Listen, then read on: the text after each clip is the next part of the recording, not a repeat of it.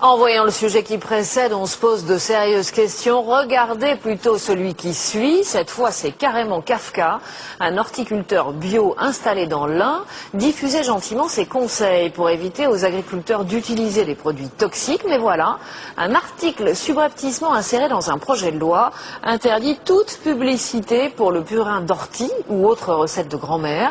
Son livre vient même d'être saisi dans les locaux de son éditeur. La pub pour les engrais, elle, continue de fleurir sur nos écrans. Édouard Bergeon, Arnaud Wüst. Pour tuer les chenilles de son jardin, rien de tel que du purin d'ortie.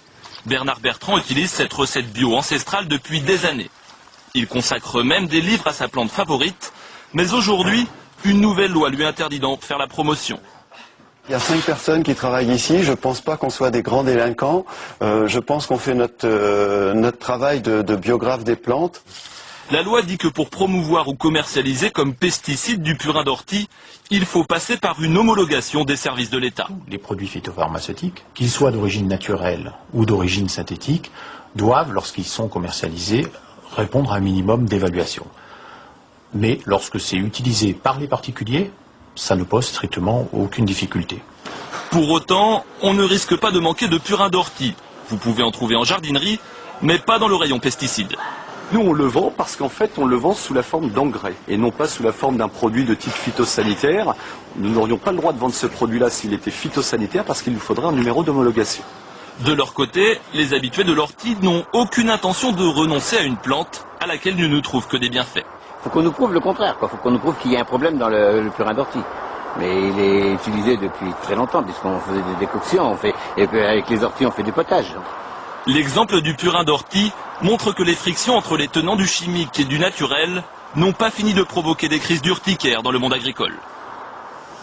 Alors, peut-on être poursuivi si l'on recommande d'utiliser du purin d'ortie ou si l'on fait la publicité, les fameuses recettes de grand-mère? C'est le témoignage du Trésor. Il s'agit du témoignage d'Éric Petios, paysagiste bio, dont le livre vient donc d'être saisi, que l'on retrouve en direct de Crozet dans l'Ain. Racontez-nous, et bonjour d'abord, et merci d'être avec nous, racontez-nous d'abord ce qui s'est passé. C'était fin août, je crois, dans votre entreprise. Oui, j'ai reçu un fax de la SRPV DRAF m'annonçant que j'avais été tiré au sort dans les pages jaunes en tant qu'entrepreneur paysagiste. SRPV, c'est les fraudes. Hein, ce sont les fraudes. C'est le service de protection des végétaux. Voilà. Service de protection des végétaux. Ça n'a rien à voir avec la protection, avec les fraudes. Oui.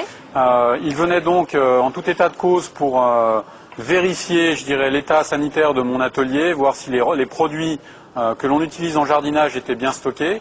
Je dirais, partant de ce postulat, je ne me faisais aucun souci parce que je n'ai que des produits biologiques.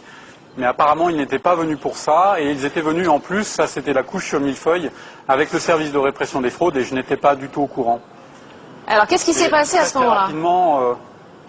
Très rapidement, ils se sont attaqués au contenu de mes cours, parce que depuis 6 ans, j'ai un numéro de dispensateur de formation qui, paradoxalement, m'a été donné par le ministère de l'Agriculture, et j'organise des stages avec un vœu pieux, je dirais, d'autonomiser partiellement les professionnels. Et donc on s'est attaqué, je dirais, directement au contenu, à la substance de mes cours par écrit. Et on m'a très très vite apposé des allégations verbales du style « je n'ai plus le droit de dire verbalement et par écrit qu'une plante est insecticide, fongicide.